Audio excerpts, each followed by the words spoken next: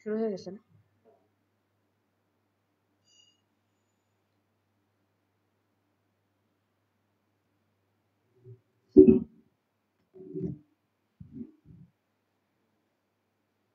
শুরু হয়ে গেছে? আচ্ছা। Hello students, how are you? Hope you all are fine. এখন তোমাদের লেকচার ক্লাস অলরেডি মোটামুটি শেষ হয়ে গেছে। এখন আমরা যেটা পড়াবো ভাইভা রিলেটেড কিছু পড়া। এখন ভাইভা রিলেটেড পড়ার জন্য অলরেডি কিছু কিছু ক্লাস ম্যাডামরা নিয়েছেন ভাইভা। যেমন তোমাদের ভাইভাতে কি কি অপশন থাকে, ভাইভাতে আমরা যে চলে যাই ডাইরেক্ট প্র্যাকটিক্যাল রিলেটেড যেগুলো ক্লাসগুলোতে আমরা চলি নেই বা প্র্যাকটিক্যালি তোমাদের যেগুলো লাগবে সেগুলোর মধ্যে একটা পোর্শন হচ্ছে অসপি, যেটা অলরেডি ক্লাস শুরু হয়ে গেছে। কিছু কিছু অসপি ক্লাস তোমাদের হয়েছে, ম্যাডামরা নিয়েছেন। এরপরে হচ্ছে ভাইভা। ভাইভা বোর্ডে আমরা কার্ড সিস্টেমের এখন একটা ভাইভা আমরা নিই। তোমরা অলরেডি জানো যে প্রত্যেকটা এরকম কার্ড থাকে, অপসের কিছু কার্ড থাকবে অপস বোর্ডে, আর গাইনি বোর্ডে থাকবে গাইনির কার্ড। প্রত্যেকটা এক একজনকে এক একটা কার্ড নিতে বলা হয়। একজন একটা কার্ড নিবে, তো একটা কার্ডে 6 থেকে 7টা কোশ্চেন থাকে। এর মধ্যে থেকে আমরা বলি তোমাদেরকে অন্তত মিনিমাম 4টা থেকে 5টা কোশ্চেন যদি ভালো করে বলতে পারো, তোমরা কি করো, তোমাদের এখানে মিস্টেকটা কি হয়, খুব তাড়াহুড়া করতে গিয়ে কি হয় যে সব কার্ডের কোশ্চেন আনসার দিতে হবে। কথাটা কিন্তু এরকম না। ব্যাপারটা এরকম না যে প্রত্যেকটা 7টা কোশ্চেন আসছে 7টাই আনসার দিতে হবে। কেউ পারলে ভালো, কিন্তু কোনোটাই যদি একটু হড়বড় করতে থাকো, আনসারটা ঠিক মতো না দিয়ে যে ওইটা শেষ করতে হবে কার্ডটা, এরকম করবে না। আমাদের মিস্টেক গুলো এখানে হয়। যেটা করবা হচ্ছে, যেটা বলতেছো, ধরো 1 নাম্বার কোশ্চেন আছে, 2 নাম্বার কোশ্চেন আছে, এটার 2টা 3টা অপশন আছে। সে এবিসি অপশনে, এবিসি অপশনের মধ্যে তোমরা যে কোনো অপশন, যে কোনো একটা, ধরো একটা অপশনে তুমি 2টা পারো, আরেকটা পারো না, তাহলে সেটা তুমি স্কিপ করে চলে যাবা। ওইটাতে আটকে থেকে সময় নষ্ট করে লাভ নাই। ভাইবার টাইমটা 8 থেকে 9 মিনিট থাকে। সো তোমরা হচ্ছে প্রত্যেকটা কার্ডে কি করবে, ভালো করে আমরা ধরো কার্ডগুলো তো আগেই পড়াই দেই। অলরেডি তোমরা কার্ডগুলো জানো কি কি কার্ডে কি কি কোশ্চেন আসে, অলরেডি আমরা বলে দিই প্রিভিয়াসলি যতগুলা ক্লাস ছিল। তো এখন তোমাদেরকে হয়তো পুরাপুরি আমরা একদম পুরাপুরি সম্পূর্ণ তোমাদের জন্য সাফিসিয়েন্ট হবে না অনলাইন ক্লাসগুলা, কিন্তু যতটুকু পারা যায় আপ টু দ্য লেভেল আমরা চেষ্টা করছি। এরপরে যদি তোমাদের কোনো কোশ্চেন থাকে তাহলে হচ্ছে ক্লাসের কমেন্ট বক্সে তোমরা লিখে দিবা, তাহলে আমাদের জন্য সুবিধা হবে। পরবর্তীতে যদি কিছু লাগে তোমরা পার্সোনালিও যোগাযোগ করতে পারো, আমরা ওই জিনিসটা তোমাদেরকে বুঝাই দিলাম। এখন আমাদের যেমন আমি আজকে একটা কার্ড নাম্বার 1, এরকম ধরো 10টা কার্ড হয়তো আমাদের আছে লাইনেতে অফসেটও। প্রত্যেকটা কার্ডে দেখা যায় রিপিটেশন আছে। ধরো 1 নম্বর কার্ডে যে 7টা কোশ্চেন আছে, সেই 7টা কোশ্চেনের দেখা যাবে পরবর্তী কার্ড নাম্বার 2 ওখান থেকে রিপিট থাকতে পারে। তো আমি আজকে কার্ড 1-এর কয়েকটা কোশ্চেন আমি তোমাদের সাথে আলোচনা করব, এবং এই কোশ্চেনগুলো আনসার অলরেডি তোমাদের জানা, কারণ প্রত্যেকটা কোশ্চেনের আনসার কিন্তু তোমাদেরকে লেকচারও পড়ানো হয়েছে। হ্যাঁ, তাও আমি কিছু কিছু কোশ্চেন কিছু বলে দিব। যেমন কার্ড 1-এর 1 নাম্বার কোশ্চেন, এখানে আছে 3টা অপশন। দেখো, অপশন এ, কোশ্চেনটা থাকে mention 6 hormonal method of contraception, and 2 number কোশ্চেনটা যেমন tell the mechanism of action of copper T, and 3 number অপশনটা যেমন name to emergency contraceptive method. এখন তোমাদের যেটা করতে 6 হরমোনাল মেথড অফ কন্ট্রাসেপশন, তোমরা আনসারটা এরকম দিতে পারো, যেমন ওরাল আছে, প্যারেন্টারাল আছে, ডিভাইস আছে। ওরাল কি কি পাওয়া যায়? Combined oral contraceptive pill, progesterone only pill orally পাওয়া যাচ্ছে। আর ইমপ্লান্ট আমরা দিচ্ছি নরপ্ল্যান্ট এন্ড আই প্ল্যান্ট। আর ইনজেক্টেবলের মধ্যে দিচ্ছি আমি ডিপোট মেড্রক্সিপ্রজেস্টেরন অ্যাসিটেট, সাইনাপ্রেস, নরইথিস্টোন অ্যানথ্রাট। আর ডিভাইসের মধ্যে আমরা দিচ্ছি লেভোনরজেস্ট্রল কন্টেনিং আইইউসিডি, ভেজানাল রিং হিসেবে পাওয়া যায়, কিছু ট্রান্সডার্মাল প্যাচ পাওয়া যায়। তো এই 6টার মধ্যে তো এই কয়টার নাম আসে তুমি খুব সুন্দর করে বললেই পারো, ওরালি বলতে পারো। এরকম সুন্দর করে যদি বলো তাহলে তোমাদের এক্সামিনেটের কাছে তোমাদের ইমপ্রেশনটা ভালো হবে। যেমন ওরাল ফর্ম আছে, ইমপ্লান্ট ফর্ম আছে ম্যাডাম, বা স্যার ইনজেক্টেবল ফর্ম আছে। তো এরকম নাম কয়েকটা, combined oral contraceptive pill, progesterone only pill, then হচ্ছে নরপ্ল্যান্ট, ইমপ্লানন, ইনজেক্টেবল যেটি ডিপোট মেড্রক্সিপ্রজেস্টেরন অ্যাসিটেট, সাইনাপ্রেস। আর পাওয়া যায় ডিভাইস হচ্ছে লেভোনরজেস্ট্রল কন্টেনিং আইওসিডি। দেখো এখানে দুইটা দুইটা যদি মনে রাখো মনে, তাহলে এই 6টা অলরেডি হয়ে যায়। দেন হচ্ছে কোশ্চেনটা, tell the mechanism of action of copper T. এখন mechanism of action of copper T তো তোমরা পুরাটাই জানো, অলরেডি তোমরা পড়ানো হয়েছে কন্ট্রাসেপটিভ ক্লাসে। এটা ইন ডিটেইলস আমি যাচ্ছি না, কিন্তু তোমাদেরকে যেটা তোমরা ভুল করো, হঠাৎ করে ম্যাডামরা একটা কোশ্চেন করে মেকানিজম অফ অ্যাকশন অফ কপারটিতে, is it inhibit the ovulation. যেহেতু তোমরা মুখস্থ পড়ে যাও, তখন তোমরা এই জিনিসটাতে ভুল করে ফেলো যে কপারটি কখনো ইয়ে করে কিনা, ইনহিবিট ওভুলেশন করে কিনা। আসলে কপারটি ইনহিবিট ওভুলেশন করে না। কপারটি তো কপার, সে কপারের কিছু সে তো হরমোনাল না। হরমোনাল যেগুলা, যেমন লেভোনোজেস্ট্রল কন্টেনিং আইওসিডি, সে হরমোনাল ইনহিবিট ওভুলেশন করতে পারে, কিন্তু কপারটি যেখানে কপার কন্টেনিং আইওসিডি, সেটা কখনোই ইনহিবিট ওভুলেশন করবে না। এই কথাটা মাথায় রাখবা। আর এই মেকানিজম অফ অ্যাকশনটা তোমরা সবাই জানো, সবগুলা পয়েন্ট বলতেও পারো, কোনো অসুবিধা হয় না তোমাদের, কিন্তু ভাইবা বোর্ডে তোমরা এই ভুলটা করো। তারপরে কোশ্চেনটা হচ্ছে টু ইমার্জেন্সি কন্ট্রাসেপটিভ। এখন ইমার্জেন্সি কন্ট্রাসেপটিভের নাম অনেক সময় তোমরা বলতে পারো, অনেক সময় বলতে পারো না। হ্যাঁ, হঠাৎ করে তাড়াহুড়ায় চুপ হয়ে যাও। যেমন ইমার্জেন্সি কন্ট্রাসেপটিভ কি পাওয়া যায়, অনেকগুলো আছে। এর মধ্যে আছে লেভোনোজেস্ট্রল, যেটা হচ্ছে 0.75 মিলিগ্রামের। এটা আমরা 2টা ডোজ দেই 12 আওয়ার্স অ্যাপার্টে। লেভোনর্জেস্ট্রল একটা, আর আরেকটা হচ্ছে ইউলোপ্রেস্টর এসিটেট, যেটা প্রোজেস্টেরন রিসেপ্টর মডুলেটর হিসেবে কাজ করে। আমরা এটা পাওয়া যায় 30 মিলিগ্রামে, এবং এটা উইদিন 120 আওয়ার্স, মানে 120 ঘন্টার মধ্যে এটা আমরা ইমার্জেন্সি কন্ট্রাসেপটিভ মেথড হিসেবে এটা কাজ করতে পারে। আরো কয়েকটা মেথড আছে, নাম জেনে রাখলে এর মধ্যে দুইটা, মেনলি দুইটা বললেই হয়। যেমন হচ্ছে লেভোনোজেস্ট্রল, আর আরেকটা হচ্ছে গিয়ে প্রোজেস্টেরন ইউলোপ্রেস্টল এসিটেট, যেটা আমার প্রোজেস্টেরন রিসেপ্টর মডুলেটর হিসেবে কাজ করে। আরেকটা আছে কপার কন্টেনিং আইওসিডি, এটা আমরা কিন্তু উইদিন 5 ডেজ এর মধ্যে আমরা দিতে পারি। এটা আবার ইমার্জেন্সি কন্ট্রাসেপটিভ হিসেবেও ইউজ হয়। আরেকটা দিচ্ছি আমরা মিফিপ্রোস্টন, যেটা 100 মিলিগ্রাম দিচ্ছি আমরা, সরি, উইদিন 17 ডেজ এর মধ্যে আমরা দিই। আর আরেকটা হচ্ছে কম্বাইন্ড ওরাল কন্ট্রাসেপটিভ পিল, যেটা 2 tablet as early as possible, then 2 tablet after 12 hours. 4টা ট্যাবলেট খেতে হয়। তো আমি তোমাদেরকে 4টা-5টা নাম বলে দিলাম, এর মধ্যে যে কোনো 2টা নাম বলতে পারলেই হবে। তবে অবশ্যই বলতে হবে যেটা লেভোনর্জেস্ট্রল, যেটা বাজারে আমরা আই পিল হিসেবে, ইন্ডিয়ান আই পিল পাওয়া যায়। তারপরে এগুলো হচ্ছে ইমার্জেন্সি পিল হিসেবে বাজারে পাওয়া যাচ্ছে। সেটা 2টা ডোজের, যদি 0.75 মিলিগ্রাম হয় তাহলে 2টা ডোজ খেতে হয় 12 আওয়ার্স অ্যাপার্টে। আর অবশ্যই উইদিন 72 আওয়ার্স এর মধ্যে কিন্তু ইমার্জেন্সি কন্ট্রাসেপটিভ মেথডটা নিতে হবে। আর 1.2 মিলিগ্রামের যেটা পাওয়া যায়, 1.2 গ্রাম, সেটা একটা ওষুধ খাইলেই হয়। তাহলে 2টা আর ওই 12 ঘন্টা পরেরটা আর খাওয়া লাগে না। এই হচ্ছে, এইখানে কিন্তু খুব ছোট ছোট আনসার, খুব সুন্দর করে তোমরা আনসার দিলে না, ভাইবা পাস করা, বোর্ডে পাস করা কোনো ব্যাপার না। কারণ এই যে এই কোশ্চেন গুলোই তোমাদেরকে ধরা হবে কিন্তু।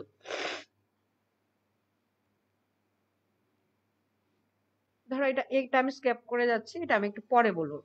3 নাম্বার একটা কোশ্চেন, যেমন থাকে ডিফাইন প্রাইমারি ইনফার্টিলিটি।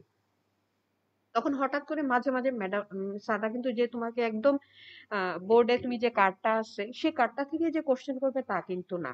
এখান থেকে একটু ডেভিয়েশনও হইতে পারে, কিন্তু ডেভিয়েশন হইলে যে তোমরা যদি চুপ হয়ে যাও তাহলে তো হইলো না। বলবে যে হঠাৎ করে কোশ্চেনটা চলে আসতে পারে, what is infertility, primary infertility লেখা আছে, কিন্তু ইনফার্টিলিটি তো কিন্তু কোশ্চেন করতে পারে।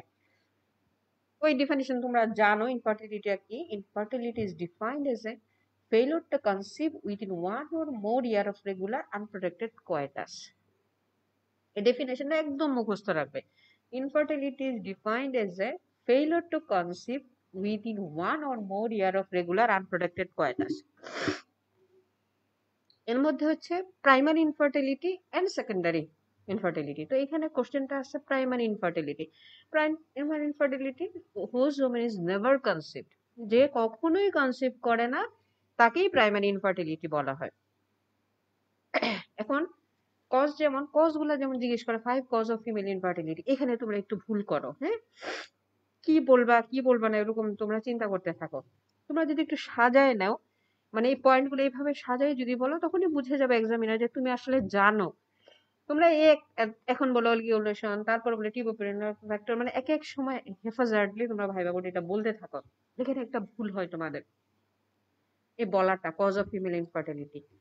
তো কজ অফ ফিমেল ইনফার্টিলিটিটা তোমরা এইভাবে ভাগ করে নিবে, যেহেতু ফিমেল জেনিটাল ট্র্যাক্টের বাবা কি কি আছে, ওভারি আছে, ইউটেরাস আছে, সার্ভিক্স আছে, ভেজাইনা আছে, এই কয়টা পয়েন্টই তো। তাহলে এই কয়টা পয়েন্টে যদি ঝামেলা থাকে সেখানে ফিমেল কজ অফ ইনফার্টিলিটি হবে। যেমন ওভুলেটরি ফ্যাক্টর, যেটা আমরা জানি প্রাইমারি ইনফার্টিলিটি বা সাবফার্টিলিটি করে 30 to 40% ক্ষেত্রে। তারপর আছে টিউবোপেরিটোনিয়াল ফ্যাক্টর, এটা করে তোমার 25 to 35% ক্ষেত্রে। Uterine factor, cervical factor, ভেজানাল factor, শেষ 5টা। এখন ওভুলেটরি ফ্যাক্টর থেকে কয়েকটা পয়েন্ট বলতে হবে, টিউবোপেরিটোনিয়াল ফ্যাক্টর থেকে কয়েকটা পয়েন্ট বললা, ইউটেরাইন ফ্যাক্টর থেকে কয়েকটা পয়েন্ট বললা, সার্ভাইকাল ফ্যাক্টর থেকে কয়েকটা পয়েন্ট, এন্ড ভেজানাল। তাহলে কিন্তু পুরা কজই মুখস্থ হয়ে যায় ফিমেল ইনফার্টিলিটির। যেমন ওভুলেটরি ফ্যাক্টরের কি কি কজে ইনফার্টিলিটি হয়? এক নম্বর anovulation or oligovulation, decrease ovarian reserve, luteal phase defect, luteal unruptured follicle. এই 4টা পয়েন্টে কিন্তু আছে ওভুলেটরি ডিসফাংশন, আর কিছু নাই, এখানে 4টা কজ চলে আসতেছে। যেমন অ্যানোভুলেশন আর অলিগোভুলেশন, দেন হচ্ছে decrease ovarian reserve, luteal phase defect, and luteinize unruptured follicle. এগুলো আমার ওভুলেটরি ফ্যাক্টর। আর টিউবোপেরিটোনিয়াল ফ্যাক্টর মধ্যে কি কি আছে? যেখানে তোমার টিউবোপেরিটোনিয়াল মানে কি, টিউবে কোনো অবস্ট্রাকশন, কোথাও টিউবে অবস্ট্রাকশন আছে, মানে টিউবে অবস্ট্রাকশন যে কোনো কারণে হইতে পারে, যে কোনো পেলভিক ইনফেকশনে হইতে পারে, কোনো প্রিভিয়াস টিউবাল সার্জারিতে হইতে পারে। আরেকটা টার্ম আমরা বলি সালফিনজাইটিস ইসমিকা নোডোসা, ওটা তো হইতে পারে, টিউবাল এন্ডোমেট্রিওসিসও হইতে পারে। আবার অনেক সময় পেলভিক সার্জারি, যেমন কোনো কারণে অ্যাপেন্ডিসাইটিস বা অন্য কোনো অপারেশন হয়েছে, সেখান থেকে পরবর্তীতে ইনফেকশন হয়েও কিন্তু অবস্ট্রাকশন হইতে পারে, মানে টিউবোপেরিটোনিয়াল ফ্যাক্টর হিসেবে এটা কাজ করতে পারে। আর পেরিটোনিয়াল ফ্যাক্টর, ওইটাও পেরিটিউবাল অ্যাডহেশন, ওই অ্যাডহেশনের জন্যই ইনফার্টিলিটি। ইউটেরাইন ফ্যাক্টর, ইউটেরাইন কিছু ফ্যাক্টরের মধ্যে যেমন uterine hypoplasia, inadequate secretory endometrium, এত কিছু তোমাদের দরকার নাই, তোমাদের মনে রাখতে হবে ইউটেরাইন হাইপোপ্লাসিয়া, ইউটেরাস যদি হাইপোপ্লাস্টিক থাকে, ছোট থাকে ইউটেরাসটা, দেন ফাইব্রয়েড ইউটেরাস থাকে, টিউবারকুলার এন্ডোমেট্রাইটিস থাকে, তারপরে ইউটেরাস সাইনেকিয়া থাকে, and congenital malformation of the uterus. এই যদি ইউটেরাইনে এই প্রবলেমগুলো থাকে, সেগুলো কিন্তু ফিমেল ইনফার্টিলিটির জন্য খুবই ফ্যাক্টর হিসেবে কাজ করে ফর দ্য ইনফার্টিলিটি। আর কিছু আছে সার্ভাইকাল ফ্যাক্টর, অ্যানাটমিক্যাল ডিফেক্ট যদি সার্ভিক্সে থাকে, যেমন কোনো কারণে কনজেনিটাল ইলংগেশন অফ সার্ভিক্স থাকে, তারপর তোমার প্রোলাপস থাকে, রেট্রোভার্টেড ইউটেরাস থাকে, এগুলো থাকলে কি হয়, সার্ভিক্স যে failure to birth the sperm, যদি স্পার্ম ওখানে না থাকে, সার্ভিক্সের ওখানে যদি না যাইতে পারে, সার্ভিক্সের কন্ট্যাক্টে যদি স্পার্ম যাইতে না পারে, তাহলে তো স্পার্মেশন করবে না। তাহলে কি হবে, এই জন্য বলে যে এইসব ক্ষেত্রে ওই যে কনজেনিটাল ইলংগেশন অফ সার্ভিক্স, মানে কয়টার প্রবলেম হয়, সেক্ষেত্রেই তোমার ইনফার্টিলিটি হিসেবে কাজ করে এখানের ক্ষেত্রে। আর কিছু ভেজানাল, আর আরো কিছু আছে, যেমন এগুলো anatomical factor of the cervical abnormality. কিছু ফিজিওলজিক্যাল অ্যাবনর্মালিটি আছে, যেমন তোমার মিউকাস অনেক সময় স্ক্যান্টি হয়ে যায়। সার্ভাইকাল মিউকাসও কিন্তু ইম্পর্টেন্ট ফর দ্য প্রেগনেন্সি। যদি সার্ভাইকাল মিউকাস স্ক্যান্টি হয়ে যায়, স্পার্ম এসেন্ড করতে পারবে না, কারণ সার্ভাইকাল মিউকাসের সাথে স্পার্মটা ওখানে এসেন্ড করবে। সেক্ষেত্রে কোন কোন কারণে এগুলা হইতে পারে? মিউকাসটা অনেক সময় স্ক্যান্টি হয়ে যায় যদি তোমার সার্ভাইকাল এম্পুটেশন হয়, কোনাইজেশন হয়, or deep cauterization of the cervix. এইসব কন্ডিশনে কিন্তু সার্ভাইকাল মিউকাসটা স্ক্যান্টি হয়ে যায়, সেক্ষেত্রেও এটা ইনফার্টিলিটি করে। কিছু হচ্ছে ভেজাইনাল ফ্যাক্টর, যেমন atresia of the vagina, transverse vaginal septum, septate vagina, narrow introitus. দেখো খুব বেশি যে কঠিন ইনফার্টিলিটির কজ তা কিন্তু না। দেখো তোমরা ভাগ করে যদি নাও, আমার ovary, uterus, tuboperitoneal factor, vagina, cervix, এই তো কয়টা পয়েন্ট, এখানে তো 5টা কজ চলে আসে। 5টা মেইন হেডিং এ 5টা কজ, যখন তুমি এই ফ্যাক্টর গুলো বলতে থাকবা, তখনই এক্সামিনাররা বলবে ও জানে, নয়তো সে সুন্দর করে ভাগ করতো না। তোমরা হেফাজতলি বলতে থাকো, তখন তোমরা ওরকম কজটা সুন্দর করে বলতে পারো না। আশা করি এই ভুলটা এখন আর হবে না। এরপরে হচ্ছে কিছু ইনভেস্টিগেশন, তারপরে কোশ্চেনটা থাকে টেল 6 ইনভেস্টিগেশন ফর ফিমেল ইনফার্টিলিটি। আমরা ফিমেল ইনফার্টিলিটির জন্য কিছু ইনভেস্টিগেশন করব। এখন দেখো ফিমেল ইনফার্টিলিটির কজ গুলা তো বললাম আমরা, ওভারিতে কজ, ইউটেরাসে কজ, তারপরে সার্ভিক্সে কজ, ভেজাইনাতে কজ, হ্যাঁ এগুলো হচ্ছে কজ। সো আমাকে ইনভেস্টিগেশন গুলা মানে কজ গুলো আইডেন্টিফাই করতে হবে। সেক্ষেত্রে ফিমেল যেমন আমি তাহলে কি করব ইনভেস্টিগেশন, আমার মাথায় তোমরা কি করো বলতে থাকো, মানে কোরিলেট করে পড়ো না তো, এই জন্য আসলে ঠিক মতো বলতেও পারো না। যেমন তোমাদের এখানে ভুলটা হয়ে যায় ইনভেস্টিগেশন বলতে গিয়ে, যে মনে রাখতে পারো না তোমরা কি কি করবা। যেমন আমরা জানি ওভুলেটরি ফ্যাক্টরটা আমরা বলছি 30 to 40% cause of infertility. So আমরা এটা দেখি না, কিছু ইনভেস্টিগেশন তো ফিমেলের ওভুলেশন হচ্ছে কিনা সেটা আমাকে দেখতে হবে। তাহলে ওভুলেশনের জন্য আমরা কি দেখি, হরমোন কিছু এস্টিমেশন, নরমালি কিছু ইনভেস্টিগেশন, বেসলাইন ইনভেস্টিগেশন করি আমরা ফিমেল ইনফার্টিলিটির জন্য। এর মধ্যে complete blood count, blood grouping, RS typing, এসবিএসএজি, ভিডিআরএল, এগুলো হচ্ছে কিছু বেসলাইন ইনভেস্টিগেশন। আর এমনি কজ আইডেন্টিফিকেশনের জন্য আমরা কিছু হরমোন স্টাডি করব, যেমন তার ওভুলেশন হচ্ছে কিনা সেটা দেখার জন্য আমরা করব serum progesterone, serum LH level, oestradiol level. আর কিছু করব আমরা হচ্ছে গিয়ে থাইরয়েড ফাংশন টেস্ট, যেমন hypothyroid one of the cause of infertility. হ্যাঁ, তো হাইপোথাইরয়েড আমরা থাইরয়েড ফাংশন টেস্টের মধ্যে থাইরয়েড স্টিমুলেটিং হরমোন দেখবো, T3 দেখবো, এন্ড হচ্ছে T4 দেখবো। এই এই হচ্ছে গিয়ে আমার থাইরয়েডের টেস্ট।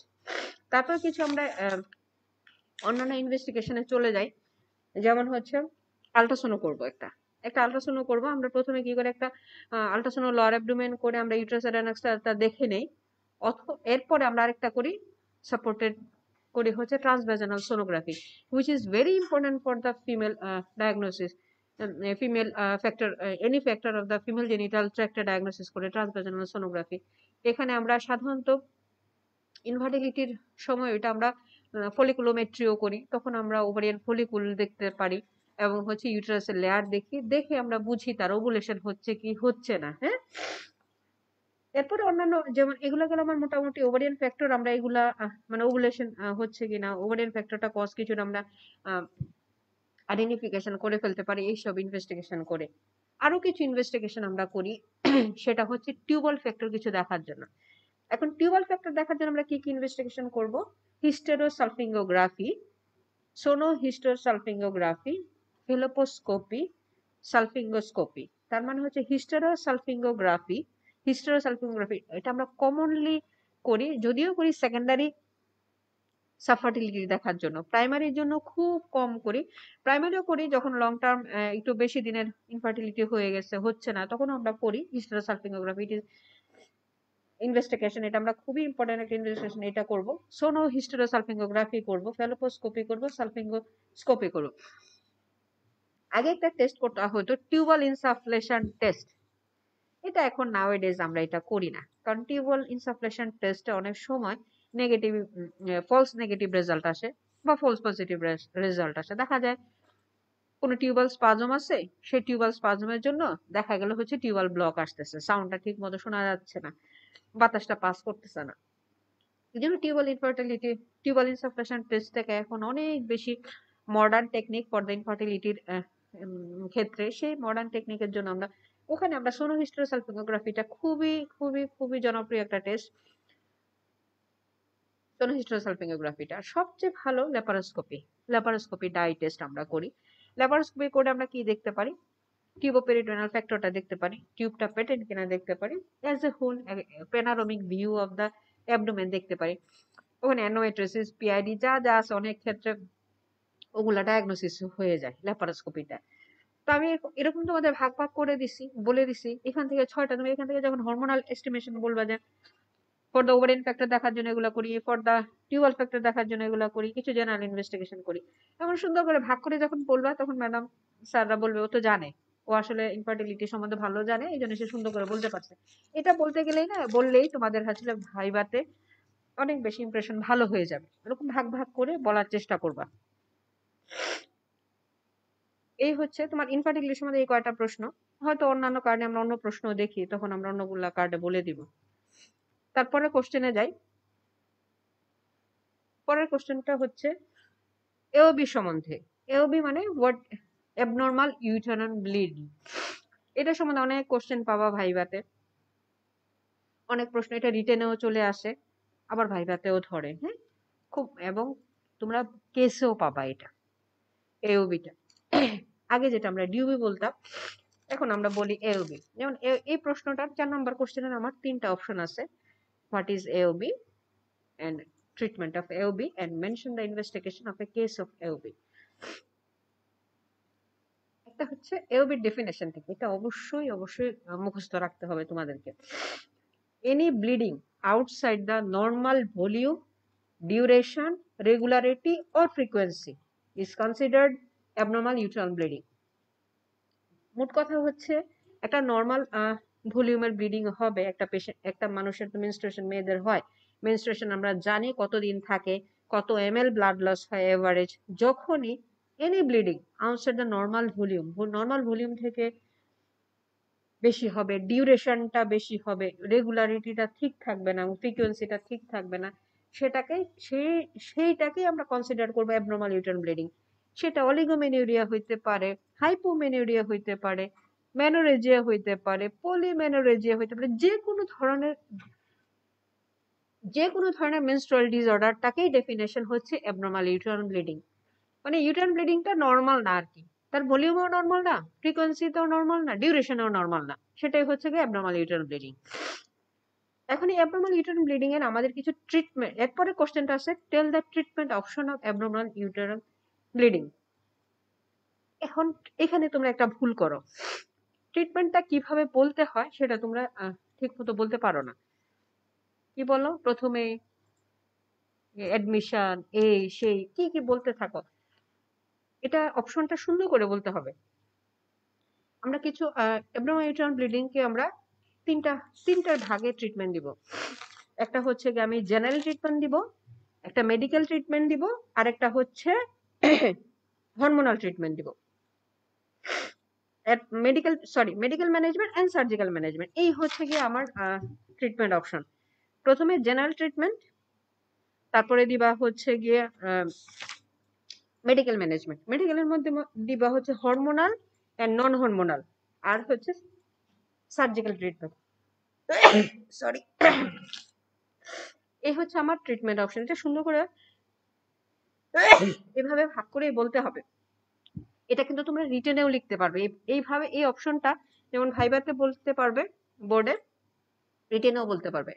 এখন কিভাবে আমি লিখবো ট্রিটমেন্ট অপশনটা? জেনারেল ট্রিটমেন্ট কি বাবা, সব জায়গায় কাউন্সিলিং রিলেশনস লিখে দিবা একটু, খালি আমি কি বলবো কি করবো এটা একটু পেশেন্টের এবং পেশেন্টের অ্যাটেন্ডেন্সকে একটু কাউন্সিলিং করে নিলে ভালো হয়। না না থাকুক, এসি বন্ধ করলে আমার আর বেশি হবে। প্রথমে কাউন্সিলিং রিঅ্যাসুরেন্স, আফটার দ্যাট আমি তাকে, পেশেন্ট তো এনিমিক থাকবে, যদি এনিমিয়া থাকে তাহলে আমাকে এনিমিয়াটা কারেকশন করতে হবে। এখন এনিমিয়াটা আমি কিভাবে কারেকশন করব? ডায়েটে, যদি মাইল্ড এনিমিয়া থাকে ডায়েটে কারেকশন হলে সেক্ষেত্রে আমি আয়রন রিচ ডায়েট দিব। যদি মনে হয় যে না, কারণ আমরা জানি আয়রন রিচ ডায়েটটা পুরোপুরি অ্যাবজর্পশন হয় না, সেক্ষেত্রে আমার অ্যাবজর্পশন রেটটা কম, বডিতে পেশেন্ট সাপ্লাইটা পাবে কম, সেক্ষেত্রে আমি একটু ওরাল আয়রন দিয়ে দিব। সাথে সাথে হচ্ছে যদি দেখা যায় সিভিয়ার এনিমিয়া না হয়, সে পেশেন্টকে আমি ইনজেক্টেবল আয়রন দিয়ে তার এনিমিয়াটা কারেকশন করতে পারতেছি, সেক্ষেত্রে oral iron and injectable iron দিতে পারি। আর সিভিয়ার এনিমিয়া হইলে সেক্ষেত্রে আমার হচ্ছে গিয়ে তাকে ব্লাড ট্রান্সফিউশন করতে হবে। তাহলে কাউন্সিলিং রিঅ্যাসুরেন্স করব, এনিমিয়াটা কারেকশন করব by diet, haematinics and blood transfusion. যদি কোনো অ্যাসোসিয়েটেড তার সিস্টেমিক অথবা এন্ডোক্রাইনাল কোনো অ্যাবনর্মালিটি থাকে তাহলে তাদেরকে ট্রিটমেন্ট করবো অ্যাকর্ডিংলি। সো দেখো, জেনারেল ট্রিটমেন্টে তুমি 3টা পয়েন্ট কিন্তু বলে ফেলছো। কাউন্সিলিং রিঅ্যাসুরেন্স, তাকে আমি এনিমিয়া কারেকশন করব, আর হচ্ছে গিয়ে তার কোনো অ্যাসোসিয়েটেড মেডিকেল অথবা অন্য কোনো endocrine abnormality, medical, diabetes, hypertension, অনেক কিছু থাকে, ওগুলো আমি ম্যানেজমেন্ট দিলাম। দেন আমি মেডিকেল ট্রিটমেন্ট, মেডিকেল ম্যানেজমেন্ট আমি কিভাবে করতে পারি? আগেই বলছি hormonal and non hormonal. Hormonal কি আমরা চিকিৎসা দেই মেনলি, কিন্তু এওবির আমরা মেডিকেল ট্রিটমেন্টটাকেই বেশি প্রেফারেন্স দেই যদি রিপ্রোডাক্টিভ এজ গ্রুপে থাকে। কারণ হচ্ছে এই রিপ্রোডাক্টিভ এজ গ্রুপে এওবি হইলে আমরা চাই প্রিজার্ভেশন অফ দ্য ইউটারাস, অথবা আমরা যেটাকে বলি সার্জিক্যাল ট্রিটমেন্টে, মানে আমরা প্রিজার্ভ করতে চাই ইউটারাসটাকে, মানে আমরা চাই পেশেন্ট ভালো থাকবে, এনিমিয়া হইতে দিব না, এনিমিয়া কারেকশন থাকবে, আবার পেশেন্টকে নর্মাল লাইফ লিডও করবে, আবার হচ্ছে সে পেশেন্টটা আবার তোমার এওবিটা ভালো হবে। তো সেক্ষেত্রে হরমোনাল ট্রিটমেন্টটা আমাদের অপশন অফ চয়েস মেডিকেল ম্যানেজমেন্টের। এখন হরমোন কি কি দিতে পারি আমরা? হরমোন প্রজেস্টেরন দিতে পারি, ইস্ট্রোজেন দিতে পারি, কম্বাইন দিতে পারি। তো আবার কিছু কিছু নাম আমরা যেমন বলে দিচ্ছি তোমাদের নামগুলো আমি, যেমন norethisterone acetate, medroxyprogesterone acetate, dydrogesterone, এগুলা প্রজেস্টেরন। আর ইস্ট্রোজেন দিতে পারি আমরা conjugated equine oestrogen and combined oral contraceptive pill. আর আরো দিতে পারি আমরা ডানাজল, এবং দিতে পারি প্রজেস্টেরন রিলিজিং আইইউসিডি, যেটা লেভোনোজেস্টেরন ইন্টারউটেরাইন কন্ট্রাসেপটিভ সিস্টেমস, ওইটা জিএনআরএস অ্যানালগ। এগুলা হচ্ছে আমরা হরমোনাল ট্রিটমেন্ট হিসেবে মেডিকেল ম্যানেজমেন্ট ইউজ করতে পারি। এখন এগুলো রিপ্রোডাক্টিভ এজ গ্রুপে যদি আমরা দেই, কিভাবে আমরা দেই? এই ডোজ অনেক সময় ধরে না ম্যাডামরা, এগুলো আমরা ক্লিনিক্যালি প্র্যাকটিস করি বা হয়তো পোস্ট গ্রাজুয়েশনে ধরে, কিন্তু গ্রাজুয়েশন লেভেলে খুব একটা ধরে না, কিন্তু তাও অনেকে জানার ইন্টারেস্ট থাকে। এই জন্য আমি একটু বলে দিচ্ছি ডোজটা। তাহলে কি দিবা? হরমোন ট্রিটমেন্ট, প্রজেস্টেরন দিবা, ইস্ট্রোজেন দিবা, কম্বাইন দিবা, সাথে দেওয়া যায় হচ্ছে ডানাজল, আবার প্রজেস্টেরন রিলিজিং ইন্টারউটেরাইন কন্ট্রাসেপটিভ ডিভাইসও দেওয়া যায়, আরেকটা দেওয়া যায় জিএনআরএচ অ্যানালগ। এই হচ্ছে কি আমার হরমোনাল ট্রিটমেন্ট। এখন প্রজেস্টেরন যেটা আমরা দিই, এটা প্রজেস্টেরনটা হচ্ছে মেইন স্টে অফ ট্রিটমেন্ট। আমরা কমনলি ইউজ ট্রিটমেন্ট হচ্ছে প্রজেস্টেরন। এখন প্রজেস্টেরনটা আমরা কি কি দেই বলে দিচ্ছি নামগুলো আমি। এখন কিভাবে দেই? সাধারণত বলা আছে যদি এন্ডোমেট্রিয়াল হাইপারপ্লাসিয়া থাকে, সেক্ষেত্রে অনেকে বলে তুমি যে 15 to 25 ডেজের মাঝখানে সাইকেলে দিলেও এটা ভালো কাজ করতে পারে। তবে আমরা সাধারণত ওরকম দেই যাতে সাইকেলটা ইরেগুলার থাকে, প্রেগনেন্সি চাচ্ছে তাদের জন্য আমরা দিয়ে দেই। সেক্ষেত্রে যেমন ডুফাস্টন নামে একটা ট্যাবলেট পাওয়া যায়, এটা 15তম দিন থেকে 25তম দিনে দিয়ে দেই 10 ডেজের জন্য। আর যেটা কমনলি ইউজ করি আমরা নরথিস্টোন অ্যাসিটেট অর মেড্রক্সিপ্রজেস্টেরন অ্যাসিটেট, এটা আমরা দেই নিয়ম হচ্ছে 10 to 20 milligram per KG, 20 milligram per day হিসাবে আমরা দিব। তো আমরা দিই একটা করে 3 বার 21 ডেজ, এরকম করে ফর 3 or 4 সাইকেলের জন্য আমরা দিয়ে দিই ফর দ্য ট্রিটমেন্ট অপশন। আর অনেকের আবার আমরা যেটা ইন্টারউটেরাইন কন্ট্রাসেপটিভ ডিভাইস খুবই খুবই ভালো কাজ করে, যখন দেখা যায় অন্যান্য মেডিকেল ম্যানেজমেন্ট আমাদের কাজ করছে না, তখন আমরা কিন্তু অনেক সময় ইন্টারউটেরাইন কন্ট্রাসেপটিভ ডিভাইস দিয়ে ওটা সাকসেস রেট অনেক বেশি ভালো।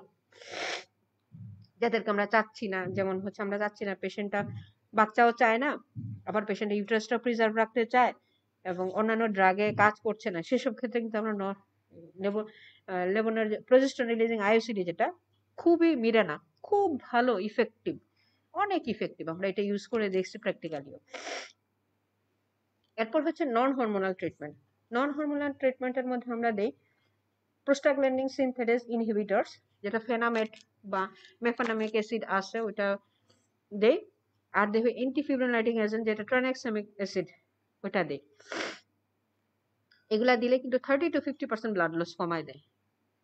এই যাদের এওবি থাকে ওদেরকে নন হরমোনাল ম্যানেজমেন্টের মধ্যে না, নন হরমোনাল ম্যানেজমেন্ট খুবই ভালো কাজ করে, কোনোটা 30 to 50% ব্লাড লস কমায়। আর সার্জিক্যাল ট্রিটমেন্ট, এখন সার্জিক্যাল ট্রিটমেন্টের অপশন হচ্ছে এখানে কনজারভেটিভ আছে, ডেফিনিটিভ আছে। কনজারভেটিভ কি?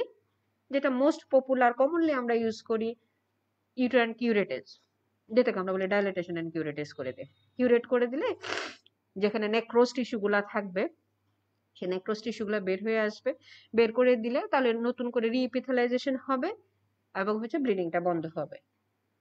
এবার সাথে সাথে আরেকটা লাভ হচ্ছে আমাদের বায়োপসিতেও পাঠিয়ে দিতে পারতেছে। অনেক সময় দেখা যায় সব ইনভেস্টিগেশন আমি এর আগে করে ফেললাম কিন্তু কোনো কিছু ধরা পড়তেছে না, তখন আমি ইউটেরাইন কিউরেটেজ করে দিলে দুইটা কাজ হচ্ছে, diagnostic and therapeutic.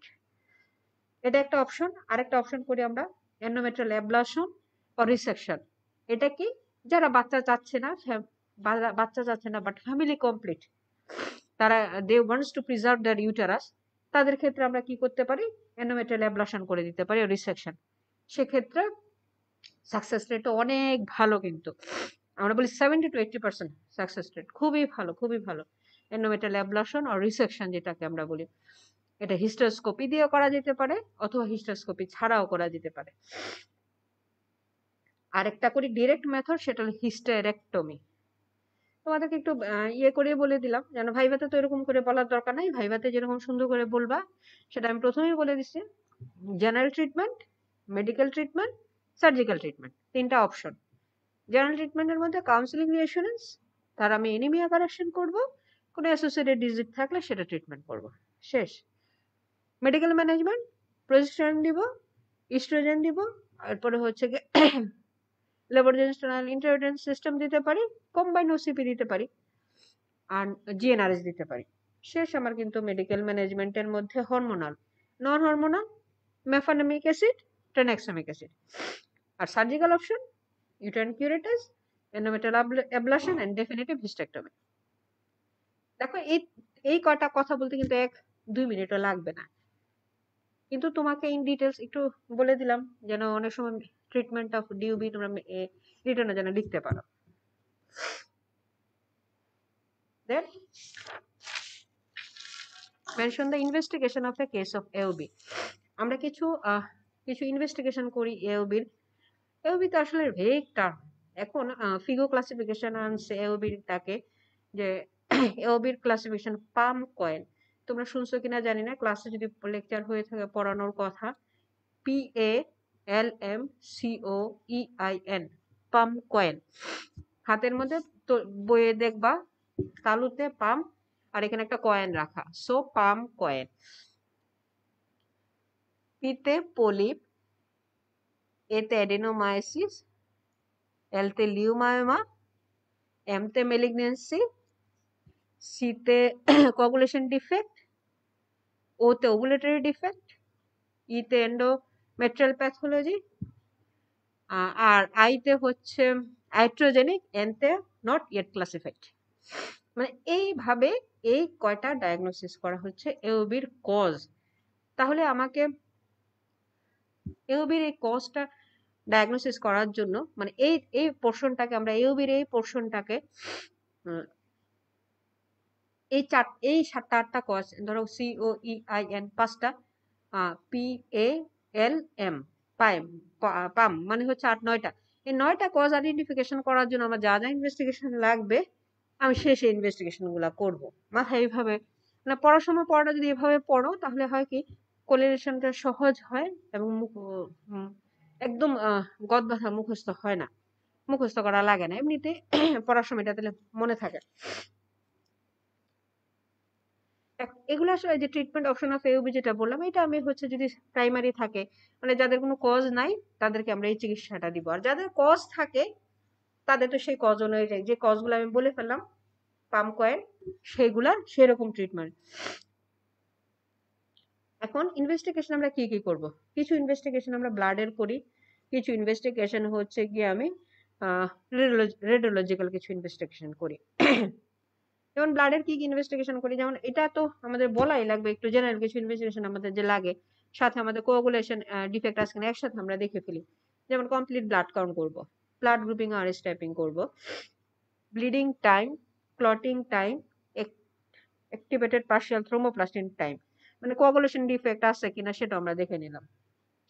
Thyroid function test খুবই ইম্পর্টেন্ট, হাইপো অর হাইপার যে কোনো জায়গাতেই কিন্তু মেনস্ট্রুয়াল ডিসঅর্ডার হবে এওবি। এই জন্য থাইরয়েড ফাংশন টেস্টের মধ্যে TSH, that is thyroid stimulating hormone test, T3 and T4। দেন আমি করব একটা, এখন আমি চলে যাব ব্লাডের এই কয়টা আসলে ইনভেস্টিগেশন করলেই হয়, ব্লাডের আর কিছু লাগে না। এরপর আমরা চলে যাই হচ্ছে কিছু ইমাজিং টেকনিকে। এর মধ্যে আমি আল্ট্রাসাউন্ড করব। আমি আগেও বলেছি আল্ট্রাসাউন্ড একটা আমরা প্যানোরামিক ভিউর দেখার জন্য আমরা একটা আল্ট্রাসাউন্ড হোল অ্যাবডোমেনও করতে পারি অথবা ইউটেরাস অ্যাডেনাক্সও করতে পারি। আমরা সবচেয়ে ভালো হয় আসলে হোল অ্যাবডোমেন করে একটা প্যানোরামিক ভিউ দেখে ফেললে, অথবা অ্যাবডোমিনালি ইউটেরাস অ্যাডেনাক্সা করলে একটা প্যানোরামিক ভিউ আমি দেখতে পারি। আর সাথে দেখবো আমি supplemented by transvaginal sonography, which is very important for the diagnosis of the any genital tract abnormality. কারণ টিবিএসটা খুব 10 সেন্টিমিটার মানে খুব কম ডিস্টেন্সে আমি টিবিএস এর প্রুফ দিয়ে আমি ইউটেরাস বা ওভারিতে কোনো প্যাথোলজি আছে কিনা ইজিলি ডায়াগনোসিস করতে পারবো। এই জন্য টিবিএসটা খুব ইম্পর্টেন্ট। আর করি আমরা স্যালাইন ইনফিউশন সোনোগ্রাফি, এটা আরেকটা ইনভেস্টিগেশন। তারপর কয়টা বলে ফেলবা, হিস্টেরোস্কোপি করি, এন্ডোমেট্রিয়াল স্যাম্পলিং আর ওই যে ল্যাপারোস্কোপি। আর এর আগে আমি বললাম তোমাদেরকে ইউটেরাইন কিউরেটেসটা করে, যেটা আমরা ডায়াগনস্টিক ডিএনসি বলি। তো এটা আসলে ইনভেস্টিগেশন বলতেও পারো, নাও বলতে পারো। তাহলে ইনভেস্টিগেশন গুলো কিন্তু অনেক সহজ প্রশ্ন আনসার। কমপ্লিট ব্লাড কাউন্ট করবা, ব্লাড গ্রুপিং আর স্টপিং করবা, থাইরয়েড ফাংশন টেস্ট করবা, কোয়াগুলেশন প্রোফাইলটা করবা, শেষ আমার ব্লাডের টেস্ট। আর একটা আলট্রাসোনোগ্রাম করবো, টিবিএস করলে ভালো, আর এমনি আলট্রাসোনো লোয়ার অ্যাবডোমেন করতে পারি। আর করব হচ্ছে স্যালাইন ইনফিউশন সোনোগ্রাফি, খুবই ইম্পর্টেন্ট হিস্টেরোস্কোপি। হিস্টেরোস্কোপি করলে আমরা অ্যাজ ওয়েল এজ, যেমন অনেক পলিপ আছে, মিউকাস পলিপ আছে, যেটা আমরা অন্যান্যটায় আসে না, কিন্তু হিস্টেরোস্কোপি করলে আমরা as well as diagnostic and therapeutic দেখবো আমি পলিপটা, এবং পলিপটা আমি নিয়ে আসতে পারি, অথবা অনেক সময় বায়োপসিও নিয়ে আসতে পারি। যেটা আমরা আগে বলছি যে ইউটেরাইন কিউরেট করে, ওটা আমার ডায়াগনস্টিক অ্যান্ড থেরাপিউটিক হিসেবে কাজ করবে, ওটা বায়োপসিতে পাঠাই দিলাম। এই হচ্ছে কি আমার খুব সিম্পল কিছু ইনভেস্টিগেশন এওবি। তো মোটামুটি এওবি কিন্তু তোমাদের পড়ায় দিলাম। এওবি পুরো চ্যাপ্টারটা মোটামুটি রিটেন ভাইবার জন্য কভার্ড হয়ে গেল। একটু টুকটাক বাকি আছে, ওটা তোমাদের লেকচারে পড়ানো হয়েছে। এরপরে কোশ্চেন আমরা যাচ্ছি ডিফাইন মেনোপজ। এটা পুরোটাই লেকচার হয়েছে, এবং এইখানেও কিন্তু মেনোপজের কোশ্চেনটাও কিন্তু আসে, রিটেনেও আসতে পারে, অনেক সময় রিটেনেও আসে। ভাইভাতে এই কার্ডে আমরা একটা কোশ্চেন রাখি, মেনোপজ সম্বন্ধে একটু জানা লাগে।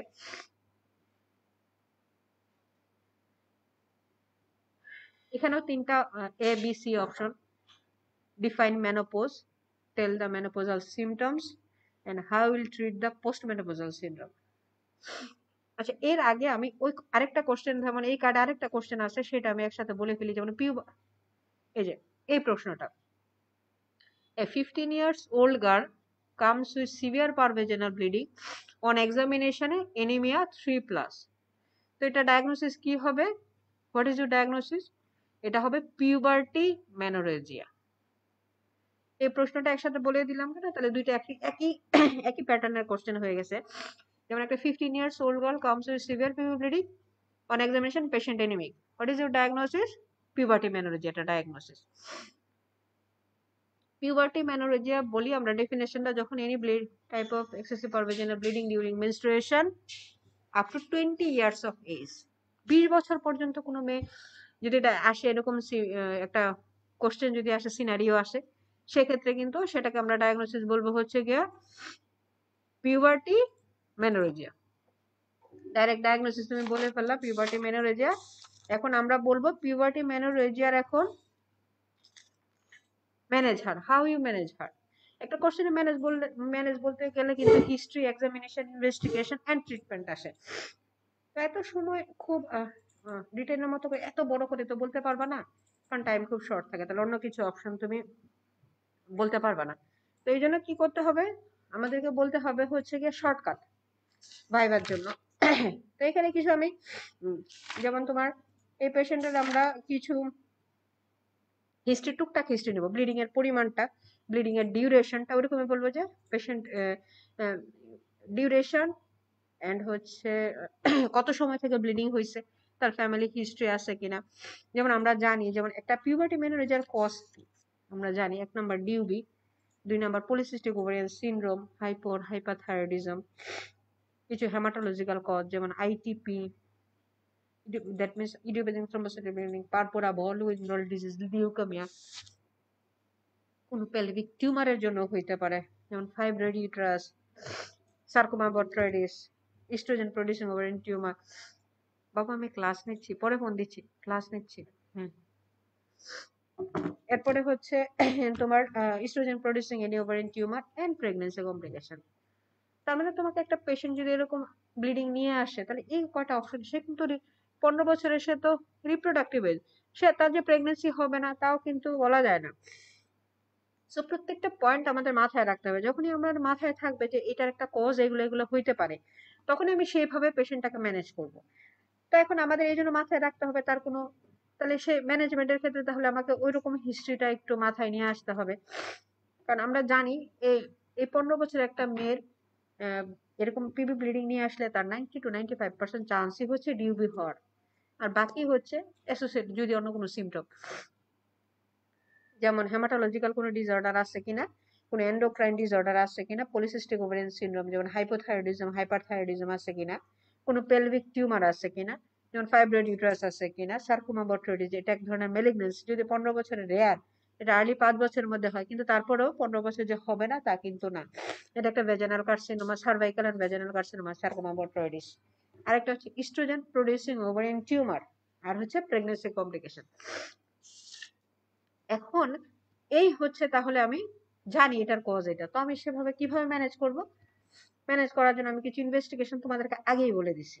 সব ইনভেস্টিগেশন আগে বলা, আগের কোশ্চেনটা দিই, same investigation, complete blood count, blood grouping, RS typing, bleeding time, clotting time, thyroid profile, আর একটা আল্ট্রাসাউন্ড। এখানে বাকি আর হিস্টেরোস্কোপি বা হিস্টেরোসালপিংগ্রাফি এগুলা লাগবে না, কারণ এটা তো 15 বছরের ছোট বাচ্চা মেয়ে।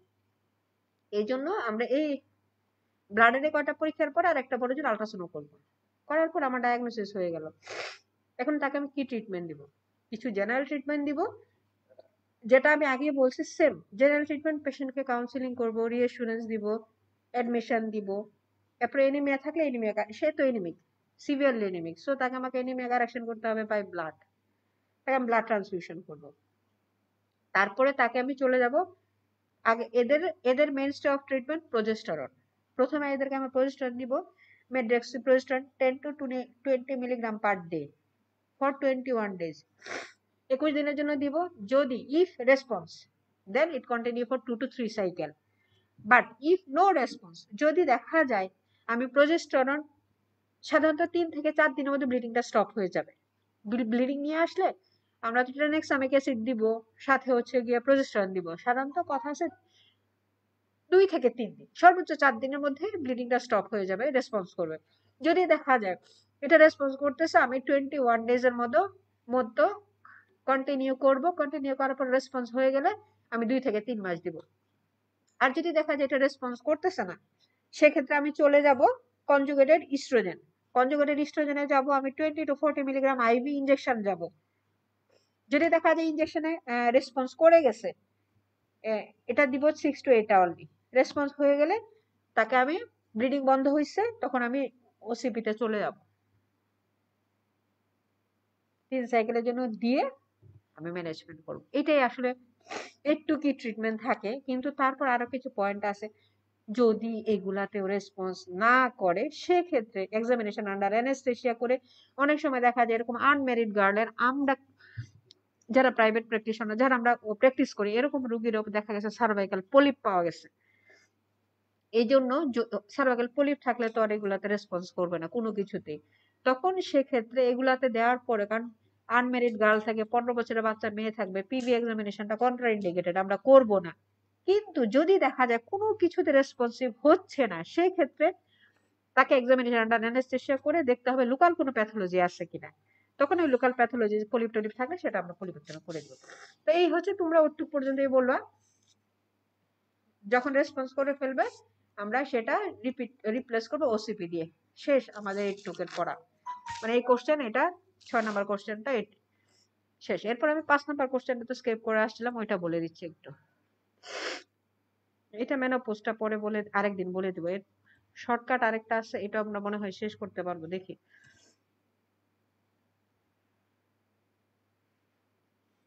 7 নাম্বার কোশ্চেনটা এটা অনেক, এটা দেখবা কয়েকবার, এটা রিপিটেশন পাবাই। এটা ভাইবা বোর্ডের একটা কমন কোশ্চেনে থাকবে, এরকম একটা কোশ্চেন থাকবে, name some common gynaecological operation. কিছু গাইনোকোলজিক্যাল অপারেশনের নাম বলো। তা এখন তোমরা হর হামেশা দেখতেছো কি কি অপারেশন আমাদের গাইনিতে হচ্ছে। যদি ব্লক পোস্টিং থাকলে তো খুবই সুবিধা হইতো, দেখতে পারতাম। এই করোনা কন্ডিশনের জন্য ব্লক পোস্টিং হচ্ছে না, স্টুডেন্ট গুলা ওয়ার্ডে আসতে পারতেছে না, তাহলে অনেক এই প্রশ্নের আনসার অনেক সময় দেখা যায় না পড়েও দেওয়া যায়। হ্যাঁ, কি কি অপারেশন আমরা করি গাইনিতে? কমন একদম অপারেশন, অনেক অপারেশন আছে, কমন গুলা নামই বলবা তোমরা। যেমন বলবা ডায়াগনস্টিক, ডাইলেটেশন এন্ড কিউরেটেজ, যেটা আমরা ডিএনসি বলি। তারপর বলবা টোটাল অ্যাবডোমিনাল হিস্টেক্টমি, মায়োমেক্টমি। আমি যেটা সুন্দর করে মনে রাখার জন্য স্টুডেন্টদেরকে বারবারই বলতে থাকি অন্যান্য ক্লাসগুলোতে, যেন যে গাইনিতে ইউটেরাস আছে, ওভারি আছে, সার্ভিক্স আছে, ভেজাইনা আছে। বারবার আমি পড়ানোর সময় কথাটাই বলি। তাহলে প্যাথোলজি এসব জায়গায় থাকবে, তাহলে এসব জায়গায় দিতে অপারেশন। তাহলে এগুলো সবচেয়ে সহজ মনে রাখা। ইউটারাসের ডিএনসি করি, তারপরে ফাইব্রয়েড থাকলে মায়োমেক্টমি করি, আর হচ্ছে হিস্টেরেক্টমি করি। মনে রাখবো টোটাল অ্যাবডোমিনাল হিস্টেরেক্টমি। আর একটা নিচে দিয়ে ভেজাইনাল হিস্টেরেক্টমি করি, সাথে পেলভিক ফ্লোর রিপেয়ার করি, এন্টেরিয়র কল্পোরেফি করি, পোস্টেরিয়র কল্প পেরিনিওরেফি করি।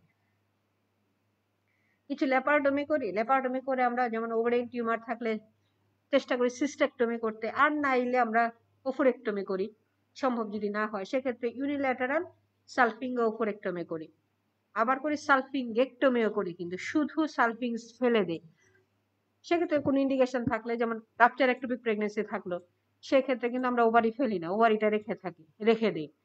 একটা কথা হচ্ছে ওভারি ফেলে দিলে সেই সাইডে টিউব ফেলে দিই আমরা অপারেশন করে, কিন্তু টিউব ফেলতে হইলে ওভারি ফেলি না। ওভারিটা অ্যাক্টিভ থাকলে, ভালো থাকলে ওভারি রেখে দিই। এই জন্য আমরা এই গেল হচ্ছে গিয়ে আমার। আর সার্ভিসে কিছু অপারেশন করি, যেমন সার্ভাইকাল বায়োপসি আমরা নেই, সার্ভিসে কটরাইজেশন করি। সার্ভাইকাল ইরোশন থাকলে, সার্ভিসের অনেক থাকে, সেক্ষেত্রে করি কটরাইজেশন। এরপরে করি আমরা হচ্ছে মার্সুপালাইজেশন অপারেশন, যদি বার্থোলিন সিস্ট থাকে। ফদারগিল তো বলছি, আরো আছে অনেক অপারেশন, হলটেন্স অপারেশন আছে, যেগুলো আমরা ইউট্রাইন ইনভার্সন থাকলে, ইনভার্টেড ইউট্রাসের ক্ষেত্রে করি হলটেন্স অপারেশন। আরো কিছু অপারেশন আছে, যেমন পেরিনিওপ্লাস্টি, যদি তোমার ইন্টারটাসটা ন্যারো থাকে, শর্ট থাকে, অনেক সময় ইপিসোডমি স্কারে যদি অ্যাবনর্মালিটি হয়, সেক্ষেত্রে ইন্টারটাসটা টাইট হয়ে যায়, তখন আমরা সেটার জন্য করি পেরিনিওপ্লাস্টি। এগুলো খুব রেয়ার অপারেশন, কিন্তু কমন অপারেশনের জন্য তোমরা এগুলোর নাম বলতেই হবে। DNC, total abdominal hysterectomy, myomectomy, ভেজানাল hysterectomy, with pelvic floor repair. তখন ম্যাডামদের কোশ্চেন থাকে পেলভিক ফ্লোর রিপেয়ার মানে কি, ওইটা বলতে হবে। আরেকটা করি ভার্দিম সিস্ট, এগুলা তো কমন। আরেকটা অপারেশন আমরা করি ভার্দিম সিস্টেক্টমি, এটা করি আমরা। এগুলা রেডিক্যাল অপারেশন, সাধারণত মেলিগন্যান্সি কেসে করা হয়। তো কয়েকটা নাম তোমরা মনে রাখলাম। কম্পোনেন্ট অফ ফদারগিল অপারেশন, যারা ফদারগিল অপারেশনটা দেখো তাদের জন্য খুবই সহজে কি কি পয়েন্ট আমরা করি। প্রথমে করি ডিএনসি। ফদারগিল অপারেশনের একটা পয়েন্ট হচ্ছে ডিএনসি করব। তারপরে করি আমরা tightening and shortening of the cardinal ligament. তারপরে করি এন্টেরিয়র কল্পোরেফি। দেন করি হচ্ছে amputation of the cervix. Then anterior colporrhaphy and posterior colpoperineorrhaphy. এই শেষ। মানে এই হচ্ছে ফদারগিল অপারেশনাল স্টেপ আমাদের। খুবই খুবই খুবই খুবই মানে একদম সহজ। যারা তোমার দেখতেছো ওদের জন্য, যারা ওয়ার্ডে দেখে আসছে, আগে আসতো ওয়ার্ডে, পোস্টিং যখন ছিল ওদের ওয়ার্ডে, তখন যারা উঠিতে গেছে ওরা দেখছে কিভাবে ফদারগিল হচ্ছে, কিভাবে ভেজানাল হিস্টেরেক্টমি অপারেশন হচ্ছে। এখানে আসছে যেমন ফদারগিলের অপারেশনের স্টেপ, অন্য জায়গায় অন্য একটা কোশ্চেন থাকবে হয়তো, বা ভেজানাল hysterectomy step, total abdominal hysterectomy step, এগুলো একটু জানা লাগবে বাবারা, ওগুলা পড়া ওগুলো থাকে কোশ্চেনে। এরপর একটা common question, mention the complication of total abdominal hysterectomy. এটা কিন্তু খুবই খুবই খুবই কমন একটা কোশ্চেন। এটা তোমাদেরকে যদি কোনো পোস্ট অপারেটিভ পেশেন্ট থাকে ভাইভা ইয়েতে কেসে, সেক্ষেত্রে এই প্রশ্নটাও ধরে, আর ভাইভা বোর্ডে দেয় আছে কার্ডে। আমি পড়ানোর সময় বলি কমপ্লিকেশন সবগুলা জিনিস যদি তুমি সাজায় পড়ো, আনসার টু দি মানে সাজাও, তাহলে অন্তত একটা দুইটা, সবগুলো মনে না থাকলে দুইটা তিনটা, একটা দুইটা বলে অনেক পড়া কিন্তু পয়েন্ট আনা যায়, এবং বললে ম্যাডামরা খুশি হয় এইভাবে। যেমন কমপ্লিকেশনটা বলতে হবে এইভাবে, যেমন ইন্ট্রা অপারেটিভ, মানে অপারেশনের সময় কিছু কমপ্লিকেশন হয়, আর একটা কমপ্লিকেশন হয় post operative. Intra operative post অপারেটিভের মধ্যে আবার ইমিডিয়েট বলবা, লেট বলবা। দেখো এখানে কিন্তু তিনটা চারটা পয়েন্ট চলে আসতেছে। ইন্ট্রা অপারেটিভ অপারেশন কি কমপ্লিকেশন হয়, যেমন ডিউরিং অপারেশন হেমোরেজ হবে, ব্লিডিং তো হয়, অপারেশন করার সময় ব্লিডিং হয় না, এটা তো কমন দেখা যাচ্ছে, এটা একটা। তারপরে ভিসারাল ইঞ্জুরি, তোমরা বলো কি injury to the surrounding organ. Surrounding organ বলে শেষ, যখন ম্যাডাম সারা পরবর্তী কোশ্চেনটা থাকে সারাউন্ডিং অর্গান মানে কি, তোমরা বলতে পারো না বাবা সারাউন্ডিং এ কি থাকে, তাহলে কথাটা এইভাবে বলে ফেললে। হেমোরেজ এন্ড ভিসারাল ইঞ্জুরি, কি কি ভিসারের সামনে থাকে, ইন্টেস্টাইন থাকে পিছনে, ব্লাডার থাকে সাথে, আর হচ্ছে ইউরেটার সাইডে। সো ইন্টেস্টাইনাল ইনজুরি হইতে পারে, ব্লাডার ইনজুরি হইতে পারে, ইউরেটারিক ইনজুরি হইতে পারে। আর বাবা অ্যানেস্থেসিয়া দেয়, অ্যানেস্থেটিক কিছু কমপ্লিকেশন হইতে পারে। কি কি হয়, অ্যাটালেক্টেসিস হয়, পালমোনারি ইডিমা হয়, এম্বোলিজম হয়, কার্ডিয়াক অ্যারেস্ট হয়, মানে সব এগুলো তো আমাদের চোখের সামনে দেখা, এগুলো মুখস্থ করার আসলে তো কিচ্ছু নাই। যেমন একটা ইন্টারঅপারেটিভ অপারেশন, এই হচ্ছে কি অপারেশনের সময় অ্যানেস্থেসিয়া দিবে, অ্যানেস্থেসিয়ার কমপ্লিকেশন হবে, আমি একটা অপারেশন করতে যাচ্ছি, ব্লিডিং হবে, আমি অপারেশন করতে যাচ্ছি, আমার সাইডে এইগুলো অর্গান আছে, সেগুলোতে আমি ইনজুরি করবো, বলো মাথায় অনেক মনে রাখবা সুন্দর করে।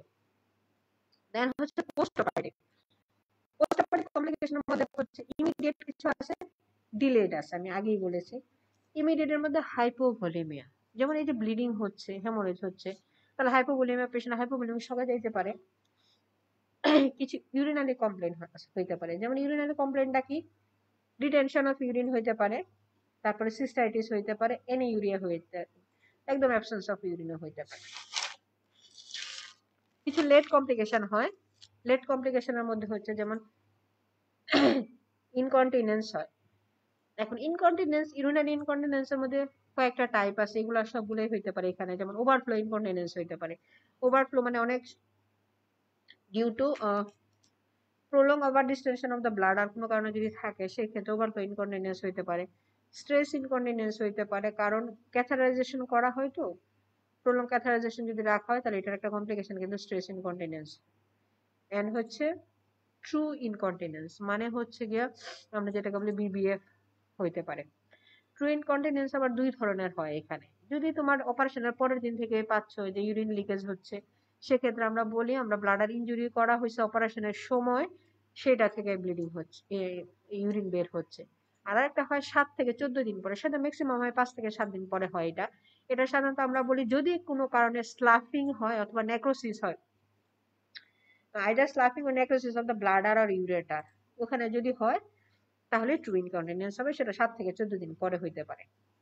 আর আরেকটা হয় পাইরেক্সিয়া, দেখবো অপারেশনের পর পর টেম্পারেচার মানে ফিভার পেশেন্টের আসে, তো ফিভারের কারণ অনেক কিছু হইতে পারে, যেমন আমরা এই যে ফ্লুইড দেই, ব্লাড দেই, ওগুলা কিছু রিয়েকশনের জন্য বা রিয়েকশনের জন্য বডির বা ইনফ্লামেশন হচ্ছে, সেজন্য একটু ফিভার আসতে পারে। যেমন এটা তো এটা যেমন তেমন টেনশন করার কিছু নাই। আরো কিছু হয়, যেমন সিস্টাইটিস, ইউরিনারি ট্র্যাক্ট ইনফেকশন হয়েছে, সিস্টাইটিস হয়েছে ব্লাডারে, সেক্ষেত্রে হচ্ছে পাইরেক্সিয়া আসতে পারে। কোন ইনফেকশনের জন্য হইতে পারে, ভল সেলুলাইটিস হয়, সেটার জন্য হইতে পারে। থ্রম্বোফ্লেবাইটিস, পালমোনারি ইনফেকশন এবং নিউমোনিয়া, এইসবের জন্য টেম্পারেচার আসতে পারে। এই হচ্ছে তোমার complication of total abdominal hysterectomy. So কিছু কমন গাইনোকোলজিক্যাল অপারেশনের নামটা জানলা, কতগুলো অপারেশনের কম্পোনেন্টটা বলে দিলাম, কিছু complication of total abdominal hysterectomy বলে দিলাম। তো আমাদের এই একটা কার্ডে আমি 5টা কোশ্চেন আজকে বলে দিলাম, আর আমাদের 2টা কোশ্চেন বাকি রয়েছে।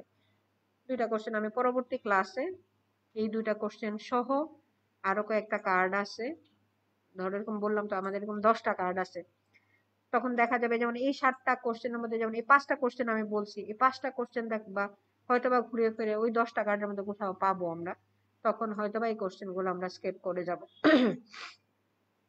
তাহলে এই হচ্ছে দেখো তোমাদের ভাইবা পাস করা অনেক সহজ। কার্ড একটা থাকে, ওই কার্ডের কোশ্চেন গুলো যা সুন্দর করে বলে ফেললেই কিন্তু পাস হয়ে যায়। এই ধরো 7টা কার্ডের মধ্যে তুমি 4টা কার্ড 5টা মানে 4টা মানে 7টা কোশ্চেনের মধ্যে তুমি 4টা থেকে 5টা কোশ্চেন যদি ভালো করে বলতে পারো, 4টা বলতে পারলেই পাস হয়ে যায়। 4টা একদম টু দা পয়েন্ট যদি সুন্দর করে অল্প করে সুন্দর করে গুছায় বলতে পারো, তাহলে কিন্তু একদম ক্লিয়ার হয়ে যায়। ডিয়ার স্টুডেন্টস, তোমাদের যদি কারো কোনো অসুবিধা হয় আমাদের ক্লাসগুলো বুঝতে, অথবা তোমাদের কোনো কোশ্চেন থাকে, প্লিজ কমেন্ট বক্সে তোমরা দিয়ে রাখবা, অথবা ডিপার্টমেন্টে আমাদের সাথে যোগাযোগ করবা যে ম্যাডাম আমাদের এই অপশনগুলো বা এই জায়গায় আমাদের এখনো সমস্যা আছে, আমরা একদম 100% প্রত্যেকটা টিচার আমরা তোমাদের জন্য আসি, আমরা তো হাসপাতালে আসতেছি, আমরা তোমাদের প্রত্যেকটা কোশ্চেনের আনসার আমরা দিয়ে দিব বা সলভ করে দিব। 100% আমরা এই অনলাইন ক্লাসে তোমাদেরকে পড়াইতে পারতেছি না, সম্ভব হচ্ছে না, যতটুকু পারতেছি আমরা করতেছি।